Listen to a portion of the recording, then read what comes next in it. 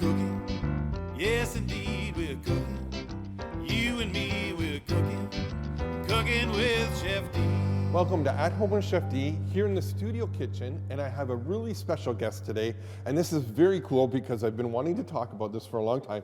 Melissa McKeown from Stone Mill, 1847 Stone Milling, right? That's right, yes. Thank you, first of all, for coming. It's been an absolute pleasure getting to know you and knowing about your company, because when we were talking off air and going back with emails, you said something that was really important to me, and that is a lot of people, when they go to Europe, eat tons of breads and never have any issues. Nope. They come back here and there's a whole bunch of issues. Yeah, they have a slice of bread here and they're like, oh, I can't digest it. It feels so wrong to my system.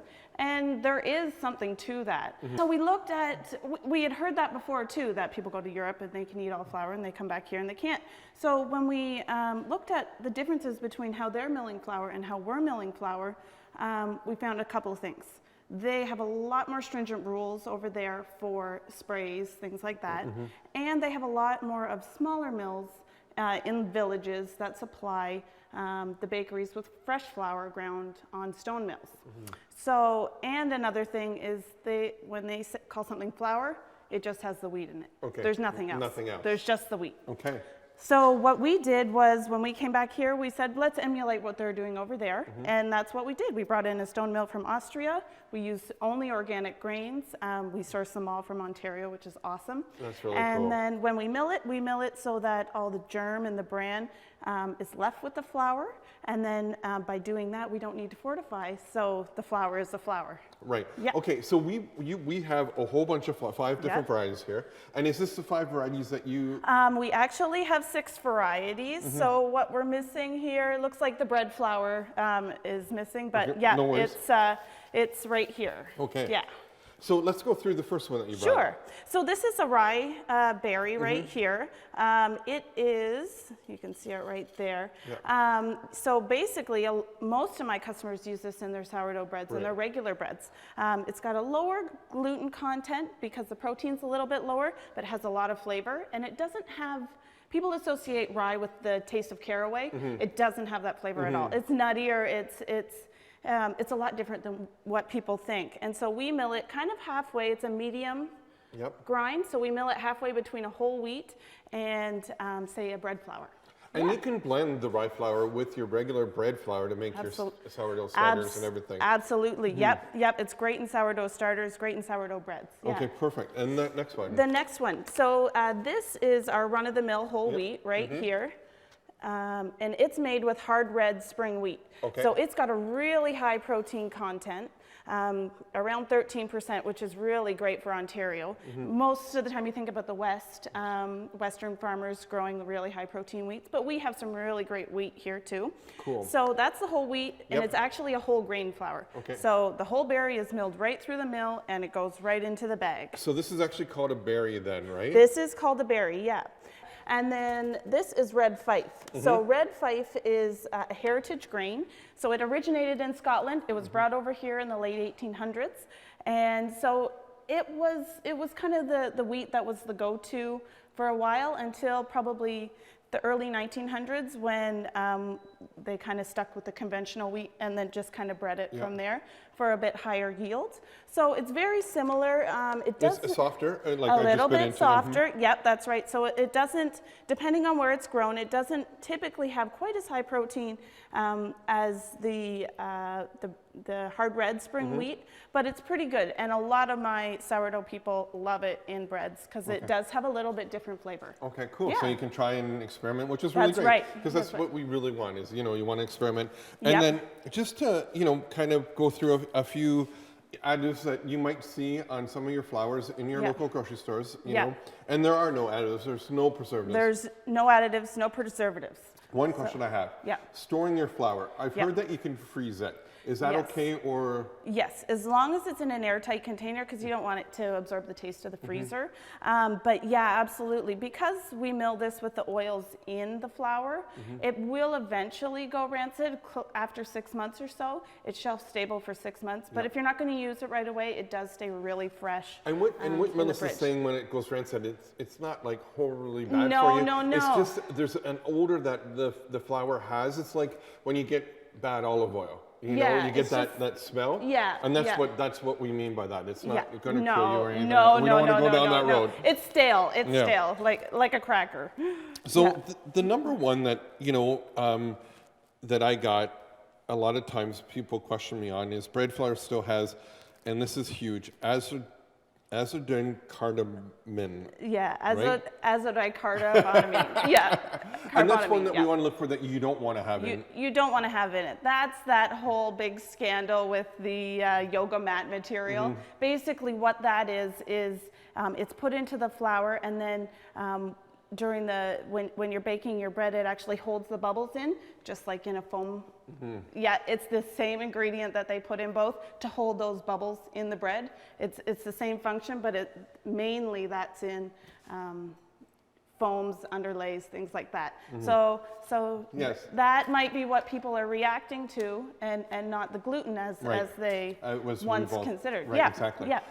Again, it's like knowing your seamonger, it's like knowing your butcher, it's like knowing your farmer. That's right. You That's know right. exactly what they're doing, and so you know what you're putting into your bodies, and it's That's very right. important, Yep, yep. So, how would people get your flour? I know you're at some stores, but there's I'm at another some way of stores. doing that. There is another way of doing that. You can visit our website at 1847.ca, and you can go through all the flours that I have, and you can see which one's right for you. And then they can also order it online too, They right? can order it online, and we can ship all across Canada. There you Yeah. go. Thank you for joining us today. It's an Oh, thank you absolute for having pleasure. me. Thank and you. Will you come back to the studio kitchen at some point? Absolutely, will Okay. do. Yes. We'll be back in just a couple minutes. Cooking with Chef D. Welcome back to At Home with Chef D in the studio kitchen. And I have another special guest. And this is a great episode because those who know me know that I'm not a very big fan of making pastries and all that. So I thought I would bring in a really cool friend who knows how to make great pastries and makes it look so easy, so natural. Chef Katherine Bowen. Chef, welcome to the show. Thank you. It's great to have you here, and I know some of the viewers have known us doing functions outside, and that you have been a right hand and a big supporter of us, and this is your forte. It is. And it's truly not Chef D's forte, and we'll see that in just a couple minutes. But anyways, so what got you into baking and cooking? Pretty much it's been a huge part of my family since childhood. We've always made our own breads, our own pastries, nothing's ever come from a box. So that was just a part of my growing up in my life. And then that turned into a passion as I started experimenting on my own in the kitchen. And that passion turned into a co-op and an apprenticeship and a future in the hospitality industry. So, And that's truly how it all starts, right? It really is. does start in the home, learning from your mom or your grandparents, and it's just really exciting. So you're going to do it kind of the old school way, right? I do like my old school techniques, so. And I'm going to do it the newfangled way, and we're going to come up. Now, you're using egg in yours, and I'm not using egg in mine. Why do you put egg in yours? So I like egg in mine. Egg helps to bind. So gluten binds, but it also creates a tougher dough. You do need a little bit of gluten in your flour, in your pastry, but egg helps to bind the flour together without as much gluten. So it kind of helps as a nice binding agent, and then you can work your dough less, and you get a nice final finished product. Perfect. So do you want to Yeah. get started? Absolutely. We have lots of butter here. Now, we're using unsalted butter. Yes, yeah. You get a nicer quality butter when you use unsalted. So I'm putting my unsalted butter into the flour. I like to just toss it in first. And then what you want to do, if you don't have a food processor at home, is you just take your fingers and you start smushing the flour into the butter. So you just find your clumps and you're just doing this nice smushing motion with your fingers. I really personally enjoy doing it this way because I get a really good feel for how my dough is going. The larger clumps in your flour of your butter are going to make your finished dough more flaky, whereas the smaller ones make it more tender and crumbly. So I like to get a good mixture of the two of those going on in here. It takes a little bit of extra time, definitely. So I'll just work away at this for a little bit. Perfect. So I'm going to get started with mine. Now, those of you who are new to the baking game, this is a great recipe, and I got it from Good Eats. If you know the Food Network show, Anton Brown is an amazing, he's like a food scientist and does everything to the nth degree and checks it out. So I have 12 ounces, and again, weighing your flour versus trying to do like a water measurement, it's much more precise. So we have 12 ounces of flour going in. I'm old school, so I'm still at the 12 ounces versus grams. And then we're gonna add about a tablespoon of salt. If you want, you can use some just table salt. This works really nicely for that as well. But I like the Himalayan pink salt. It's just, beautiful, right? Really so nice then what we're flavor. going to do is just here is put our food processor on, and I'm just going to mix it together so that the salt incorporates in. Now, some people like a sweeter dough, and you could add like a tablespoon of sugar to it. It will make your dough go a little bit browner faster, that type of thing. So then, this is, again, where you want to have ice cold, and what you have too is very cold butter as you kind of incorporate it in. So we have 6 ounces of unsalted butter. And now with the recipe that I got and the research that I did is that they like using lard, and this is animal lard, it's not the vegetable shortening, right? Because it actually adheres to the dough, the flour better, and just makes it that little bit of flakier crust that way. Yes.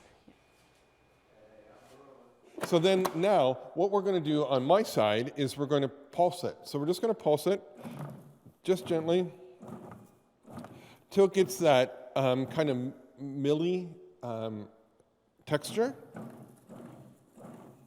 And it doesn't take very long, probably about, I'd say 12 pulses. Just works really nicely. And I'm just going to take this off so you can see.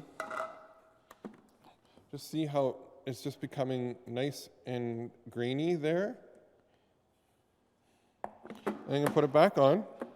And this is ice cold water, and you want, again, use cold, very cold, because again, you want all that kind of fat to kind of adhere. Now, do you let yours rest then before you?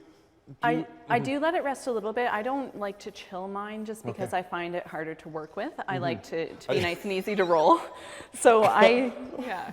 I'm laughing because those who know me, I've made pastry maybe once, twice before, but I've always had pastry chefs work in my kitchens.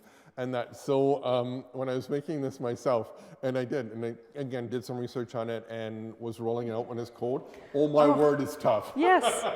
Yeah. So we're gonna add about 4 tablespoons of water. Now I add just a little bit at the start, and then we'll just kind of go from there. I just kind of want to see how it all incorporates.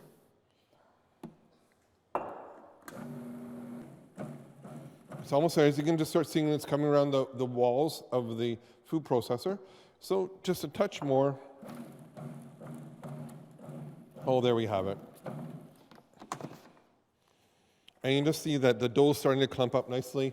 Kind of like, and yours is just, that's so cool. I know. So I'm starting to feel really happy about my dough right now. It's not dough yet, but see how I have some nice bigger clumps, but then I have this nice soft stuff. So I'm going to have a really nice mixture of flaky and crumbly in my pie dough now. So I'm going to stop about here because even once you get it all together into a ball and then you roll it out, that butter is going to get worked in a little bit more. So you want some of those nice bigger clumps, but then this nice powdery stuff where there's still some butter incorporated into it as well. Perfect. And now do you add your water and egg to this at this point? It is. So, and I also add a little bit of lemon juice. I know we're making a lemon meringue pie. But why do you add the acid to it? I add the acid. You can use acid or you can use alcohol. It actually tenderizes the dough. So the gluten that is being formed in there, which you do need a little bit of, what it's going to do is it's going to tenderize it. And then your final pie crust won't be as springy. So you'll be able to roll it out, put it in, and it won't shrink up as much when you bake it. So now when I add, this is my lemon juice, my water, and my egg. I'm gonna add that in and just gently toss it. So you want it to start to kind of come together. You can feel it still is very fluffy feeling. So once it's starting to form some bigger clumps like that, then what I'm going to do is I'm just going to push it together into a nice ball in the bottom, and we'll let that rest. What the resting will do is it'll relax any gluten that has formed before you roll it out, and it'll also allow the water that is there to kind of saturate the remaining flour that didn't necessarily get water and that mixture poured right onto it. Perfect. Cooking with ChefD. So your dough is finished resting. We're going to roll that out. So I baked these off beforehand, and as we were mentioning earlier, is that, you know, this is the reason why you add the egg to it, because it does shrink down, you know, and this is what I made. It's a learning school. And again, as you were saying with the egg, it doesn't bring it down as much, does it? The egg helps bind it without as much gluten, so you won't get as much. The gluten is what pulls back. Okay. So, and then so the egg combined with the acid, you can use acid or alcohol. If you want no flavor to come into your dough from the acid, you can use vodka. You can use lemon juice, apple cider vinegar if you're doing an apple pie, you know, kind of taper it to what your pie filling is, and then that tenderizes it. So your acid or your alcohol tenderizes it, tenderizes the gluten that has formed, and then stops it from pulling back quite so much. Cool. So you're just going to show us how to roll this out? Absolutely, yeah. So you dust your counter with some flour, and then I have my nicely rested dough here. And you get about 4 dough balls out of your recipe. Yeah, it depends on how thick you like it. I don't like mine super thin. So it's still soft. So I'm just gonna, and it is a bit crumbly. Dust the top there. Now I know this is my rolling pin, but is there any particular rolling pin that you recommend, or? This is great. Okay. Yeah, I love your rolling pin actually.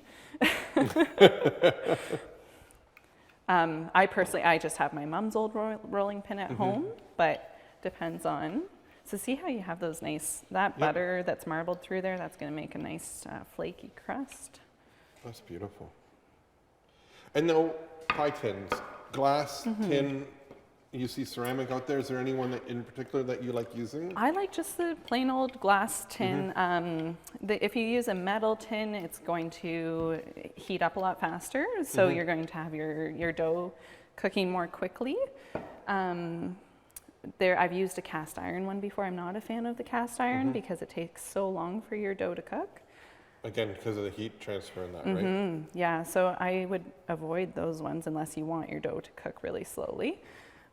Sorry, I should have. No, it's okay. And you can just see that it is sticking a little bit. That's okay, because at home you don't always have the benefits of you and I being there. So these things are going to have it. And what you can do is you can grab a little bench scraper and just kind of tuck it under there. So we'll just lift that up, and then you can just flatten it, patch it a bit. Dust the top again. We're going to keep rolling.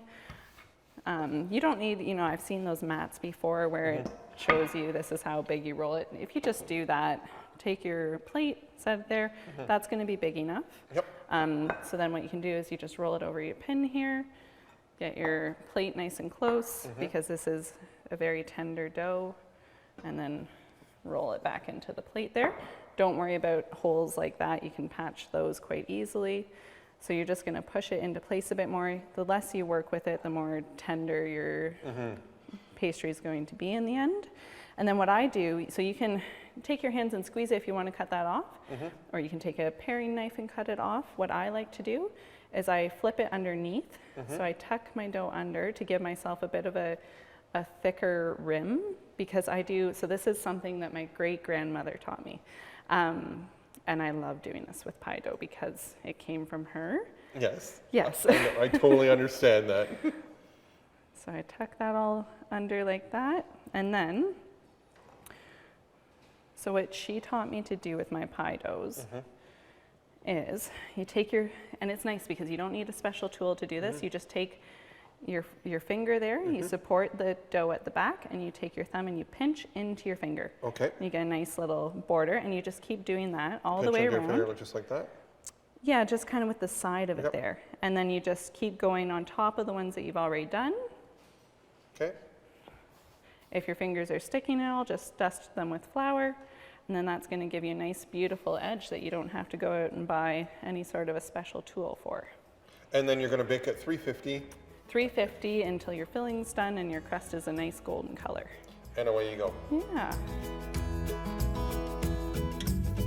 We learned about flour. We actually learned how to make pie dough 2 different ways, one with food processor, and Chef Katherine showed us her way that she learned from her great-grandmother, which is really, really cool. So I have her pie. I'm gonna put it in the oven, 350. So that's in, and now these are my 2 favorite pies. You know, okay, well maybe blueberry might be in there, but these truly are my 2 favorite. We're going to make a lemon meringue and we're going to make a chocolate cream. So we're going to get started. So our chocolate cream is, we're going to use some amazing, I gotta hold this up because this is truly the best chocolate milk in the universe. E.B. Manor, Guernsey milk. So in our chocolate goes. We're going to gently warm this up. And the great thing about this is that it's a 4%, so it has a little beautiful chocolate flavor, but it has some richness as well. So once this is warming up, we're going to add in some vanilla and some sugar.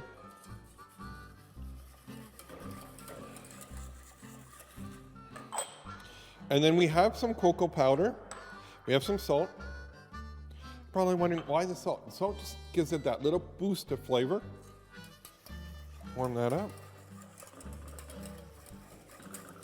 And I'm going to stir in my cocoa powder.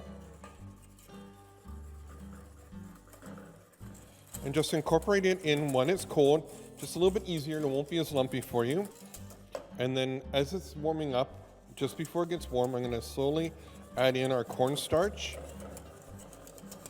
Now, again, if you don't want to use cornstarch, you can use tapioca flour here.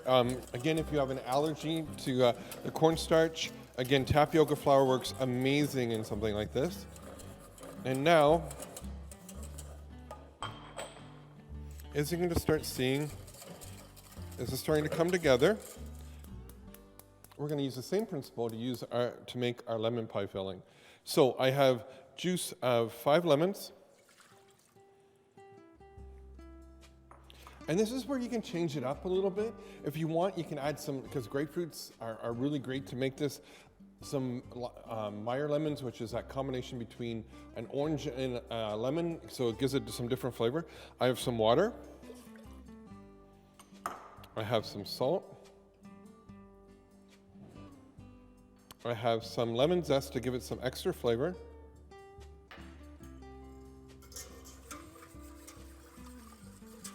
Just a half a cup of sugar.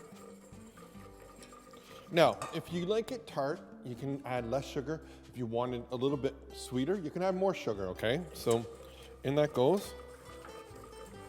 We're going to incorporate in our cornstarch.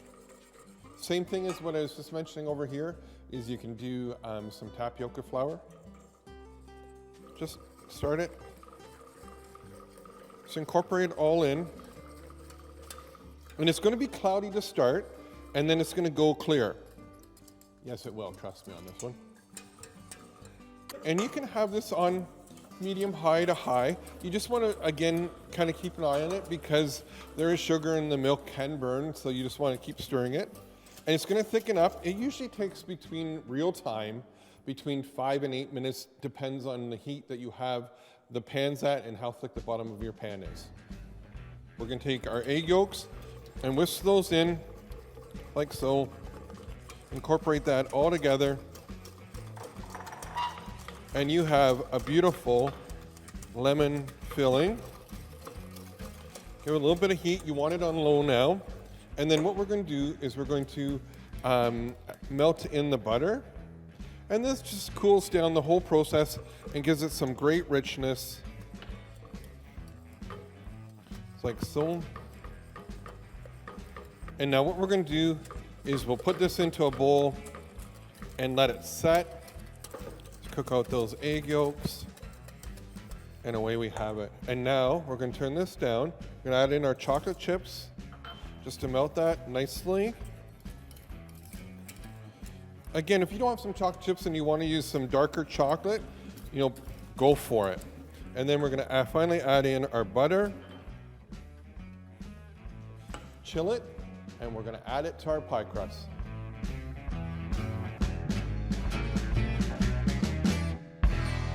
some amazing pie recipes. Don't be scared to try something new. It might not turn out the first time, but you do learn from your mistakes.